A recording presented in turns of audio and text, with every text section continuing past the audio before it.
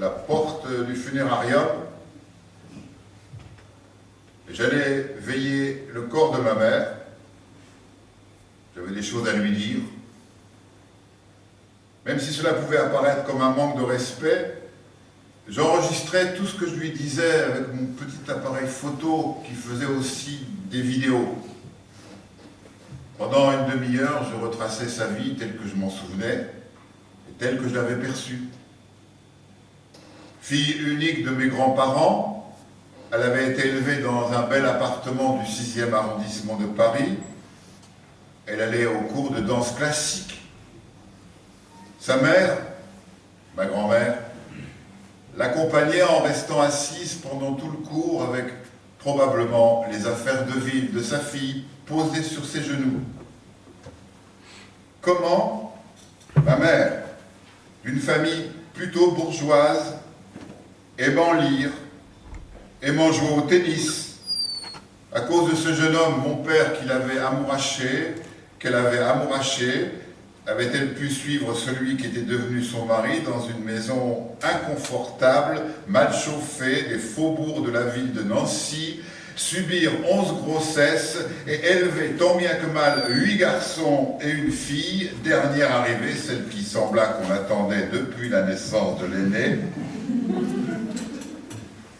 Il aimait sa mère et s'était plutôt bien occupé d'elle. Et l'enregistrement de ses paroles à ce corps allongé, ce discours avec la petite caméra dans sa main, ne lui sembla ni déplacé, ni mortifère, encore moins obscène. Il était heureux de pouvoir réécouter ses paroles plus tard. Mais, bien que la carte mémoire montrât qu'elle était bien enregistrée, aucune image ne fut accessible. Il pouvait, à juste titre, en voyant la carte muette, bien que remplie, penser qu'une volonté occulte agissait à son insu. Mais il n'en ressentit pourtant qu'une immense frustration. Non pas qu'il supposât que son discours à sa mère fût intéressant, mais tout simplement parce qu'en le prononçant, il savait que cela s'enregistrait et que le fait d'enregistrer ces instants serait constitutif de ces instants.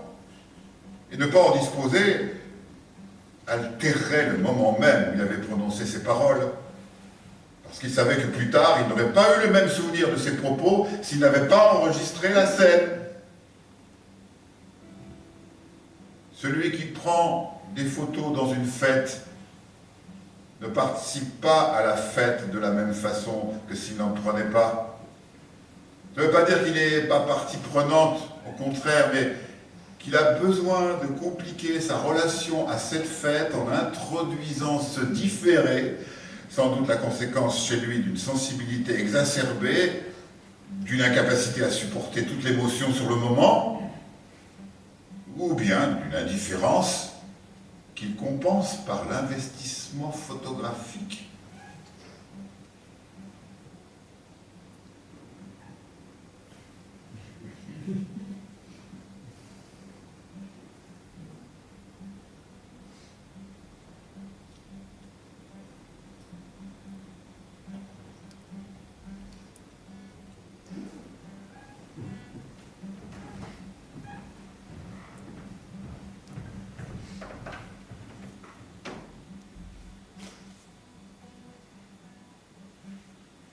La frustration que lui causait l'éphémère le poussait à fixer dans une mémoire artificielle le plus de grains possible de ce sable qui coulait entre ses doigts et ainsi tenter de s'approprier les instants de sa vie. L'artiste n'est-il pas un jaloux de Dieu parce qu'il veut lui aussi inventer sa vie? Toute création est démiurge, une tentative de retrouver le pouvoir sur le temps. Maman, je suis frustré de ne plus pouvoir te regarder sur ton lit de mort, de ne plus pouvoir entendre ce que je t'ai dit cette nuit-là. L'hôtel que j'avais réservé était très près de cet autre hôtel, funéraire celui-là où ma mère avait sa suite. Et il s'agissait bien d'une suite puisqu'il y avait un salon qui jouxtait l'alcôve où était allongé le corps de ma mère, espace destiné à accueillir la famille. Vide, ce salon me semblait immense dans la nuit et donnait un réel standing à l'endroit. Je crois que sur la porte y accédant, il y avait le nom de ma mère. Dans le couloir, il y avait d'autres portes, justement comme dans un hôtel, donnant peut-être accès à d'autres corps, mais je ne tentais pas de les ouvrir. J'étais déjà trop intimidé de pénétrer dans cet antre funéraire, d'y être seul, et particulièrement ému d'être seul avec ma mère. Cette visite dura 1 heure, mais je ne ressentis pas ce temps long et cette impatience à s'en aller que l'on ressent quand on visite un proche à l'hôpital. Je n'accomplissais pas un devoir. Je venais constituer mon identité en la scellant par cette cérémonie intime. Et cette identité, c'était l'amour que je portais à ma mère. Par contre, la confusion entre ces 2 hôtelleries, celle du funérarium et celle toute proche où je couchais, après cette rencontre intime et ultime, me rendit le petit déjeuner servi à l'hôtel le lendemain matin, à 100 mètres à vol d'oiseau de l'endroit où était allongée ma mère, obscène. J'en oubliais le petit poste de radio que j'emmenais toujours avec moi pour distraire mes insomnies. Il avait dû glisser sous l'oreiller, se dérobant à ma vue quand je quittais la chambre. La carte mémoire de cette soirée contient des informations. Je vois le nombre des octets correspondant à l'enregistrement s'afficher sur l'écran de l'ordinateur, mais pas moyen de les lire.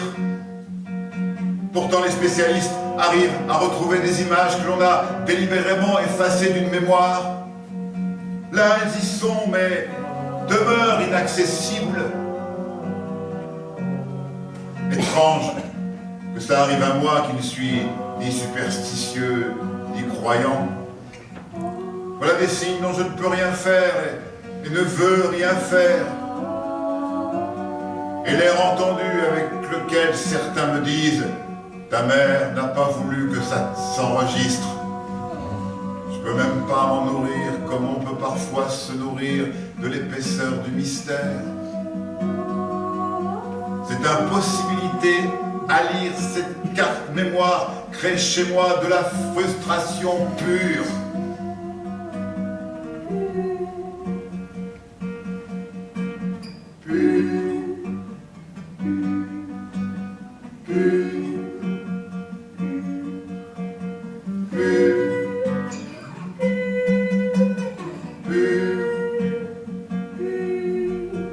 Frustration pure.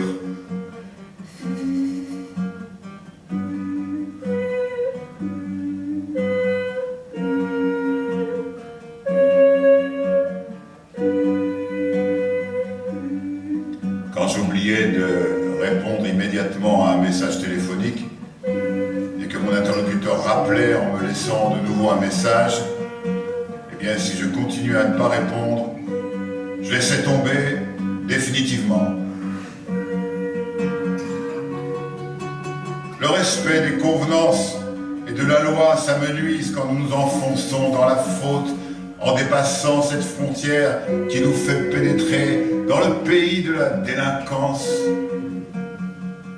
Ce n'est pas la fascination de l'échec qui agit, c'est en rapport avec le fait que nous maintenons avec beaucoup d'efforts notre image de poli, de personne à l'heure, de celui qui paye ses dettes, qui tient sa parole. Cette détermination à suivre les règles est fragile. Et pour que le système tienne, il faut que le retard soit un petit retard. La dette doit être payée tout de suite. Et il faut répondre à un courrier très peu de temps après sa réception. Et dans les cas d'un grand retard, d'une dette impayée depuis longtemps, de l'oubli de répondre à un courrier, c'est comme si on était mort pour la la société. On n'est plus responsable, mais c'est très dangereux pour elle. Trop de dettes tue la dette. Vous êtes précipité dans le camp des irresponsables. Pour y échapper, on doit toujours garder un lien avec ce de quoi on s'éloigne. Ne tolérer que les petits écarts où l'on colle encore à la règle. Dès que l'on s'en éloigne franchement, le fait de se découvrir encore vivant désinhibe. C'est même une délivrance. Ceux qui attendent quelqu'un qui n'arrive pas à l'heure à un rendez-vous le savent. Ils en veulent plus volontiers à celui qui arrive